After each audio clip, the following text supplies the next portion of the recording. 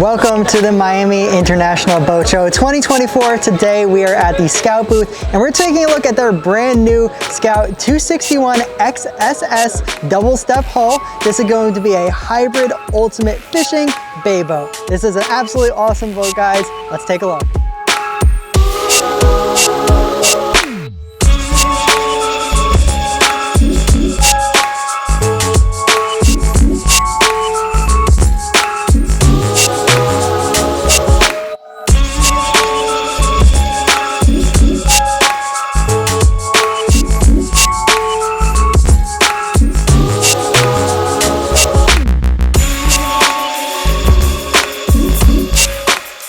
What is going on, guys? Ryan from Livin here. Today we are checking out the Scout for the first time. I've never done a video on a Scout boat before. So as always, we're going to start with the bow of the boat.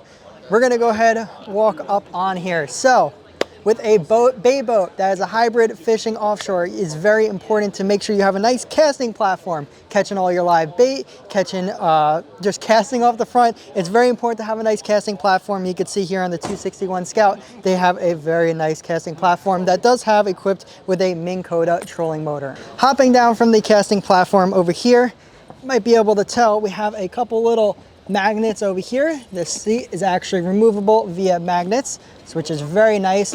That way you don't have to worry about snaps or anything like that. When you do fully remove it to make it just for fishing instead of any luxury, you don't have to worry about stepping on the snaps or anything. It's all covered by magnets. Up here in the bow, we do have our anchor locker right over here. You can see there's no windlass equipped, but that's not really typical on any bay boats, but you can see just a typical anchor locker up here.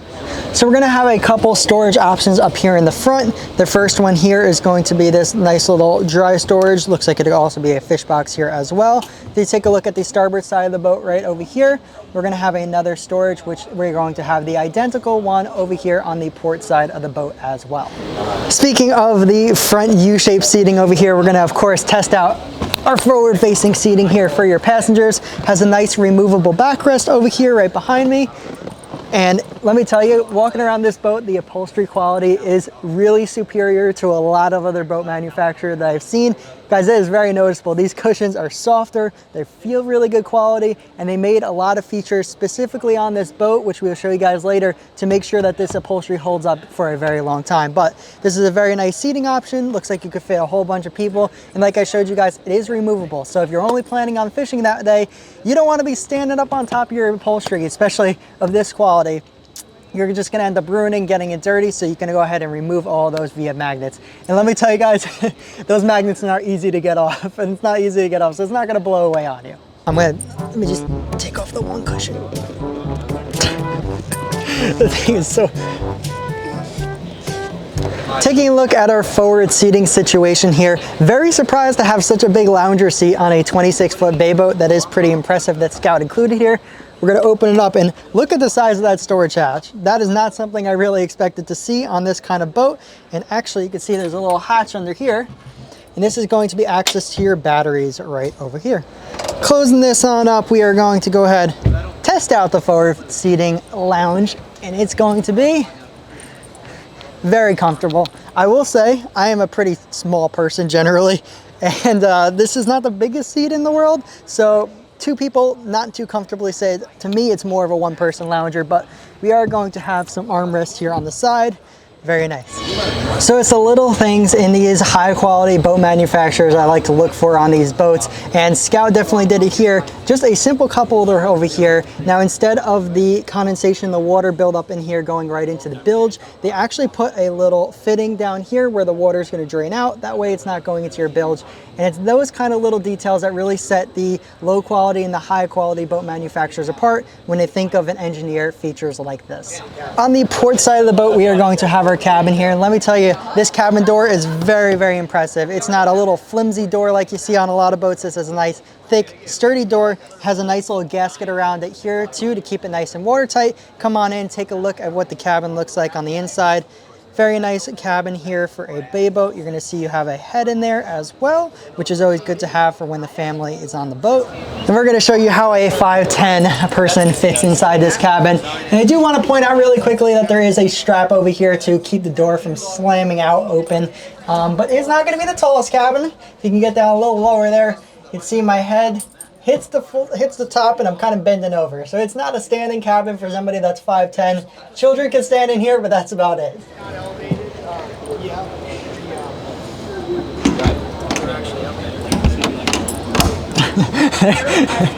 Now we are at the helm station of this 261 XSS Scout bay boat here, and you can see one feature here they included is that they integrated the console, the T-top, into the actual console itself. So a lot of old boats, and pretty much only just started doing this recently, where it'd be a tube style. So you have the T-top that's kind of just screwed into the deck, and there'll be a big round tube, and it takes up some room in the walkway. You end up stubbing your foot on it. Scout did an absolutely awesome job, not only making like the D-shaped railing over here, but it's actually integrated fully into the console. So absolutely awesome job by Scout for maximizing the amount of room to walk around this boat. Now moving on to the helm station here, you can see we do have a triple panel windshield here, which is very nice, especially when trying to get out of the elements. We have a beautifully midnight edition. That's why you're going to see a black T-top, black background, everything. This is actually their midnight edition, but it's going to be a black background. You're going to have your Garmin electronics, nice and sleek finish over here, along with your radio controls, a nice little blacked out steering wheel, and overall a beautiful helm experience. Now right above your head at the helm here, we're going to have some access to some switches like our accessories, bilge pumps, live wells, all that kind of stuff, even your horn over here, which we will not press, but you're going to have that along with a Mercury display and your power pole controls, along with 2 speakers right above my head. So on this 261 XSS Scout bay boat here, they actually included my favorite style of the helm station chairs. You're going to have a, what I like to call a captain and bench hybrid. So they're all connected via one, but you do have the little option to have your own little standalone seating here. So whether you'd like to sit on it, put your feet up on the helm here and drive very comfortably, or hop on over and stand up at the helm station, which is how I prefer to drive the boat. Now, just like the upholstery quality up in the bow of the boat, of course, your helm seats are going to be just as good of quality. Nice, soft, very durable seats. And we do have some armrests equipped on both sides as well. So Scout was environmentally conscious when they were building this boat and decided to include a little trash pail over here. That way, all of your garbage, whether it's just small little wrappers or bags, plastic bags, you could tuck in this garbage pail, tuck it away. That way it's not blown away in the wind. In addition, on the helm, we're also going to have a bottle opener. And since we're down here, we might as well take a look at our side gunnels. We're going to have that really good upholstery quality.